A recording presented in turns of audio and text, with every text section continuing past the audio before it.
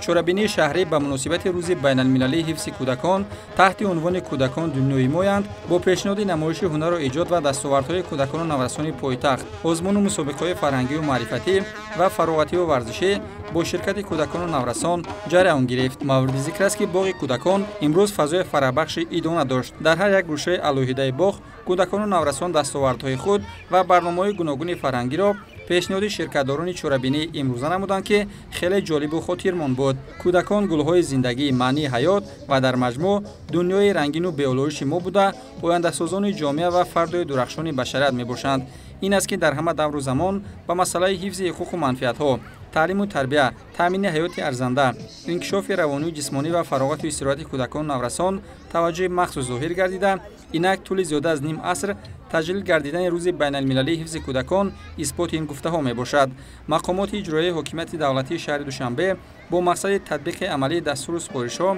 و تاکیدهای اساسگذار صلح و وحدت ملی پیشرو ملت پرزیدنت جمهوری تاجیکستان محترم امامعلی رحمان در سمت حفظ و تامین حقوق و منفعت‌های کودکان تدبیرهای عملی را راه‌اندازی نموده با راهنمایی رئیس شهر دوشنبه محترم رستم امامعلی مسئله مذکور را از قبول و تطبیق نمایی برنامه‌های مشخص سوحوی و بین اداره‌ای تا اجرای کارهای مشخص برای رشد و انکشاف ذهنی و جسمانی کودکان خصوصا ساکنان نورس پایتخت روانه گردیده عملی می‌نماید. در آغاز برنامه فرهنگی نخست پیام شادباشی مقامات اجرایی حکومت دولتی شهر دوشنبه به مناسبت روز بین المللی حفظ کودکان ارائه گردید. معاون رئیس شهر دوشنبه عادلزاده دلبر ضمن سخنرانی خود تاکید نمود که تجلیل امساله روز بین المللی حفظ کودکان در پایتخت در اساس قرار رئیس شهر دوشنبه از 18 می سال 2022 صورت گرفته در دایره نقشه چورابینی‌های مقامات اجرایی حکومت دولتی شهر دوشنبه با مقصد در سطح بلند تشکیلی، غویوی بدیعی و فرهنگی و معرفتی برگزار نمودن آن از 26 می تا 1 یونیو سال روان هفته کودکان و نورسان شهر دوشنبه اعلام کرده شد.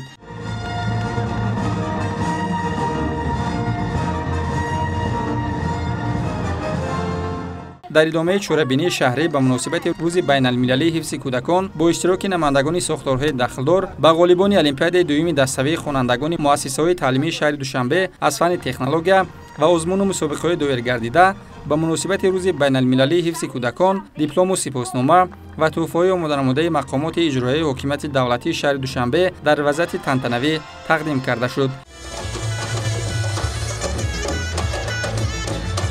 در ادامه چورابینی ایدانه برنامه باشکوه فرهنگی آماده نموده انسامبل شکوفه‌های پایتخت مؤسسه دولتی مرکز کودکان و نورسان شهر دوشنبه تحت عنوان کودکان دنیای مایند پیشنهاد گردید که خیلی جالب و خاطرماند بود و زیر سرود و ترانه‌ها کودکان و نورسان شهر دوشنبه شادمانی و خرسندی نمودند.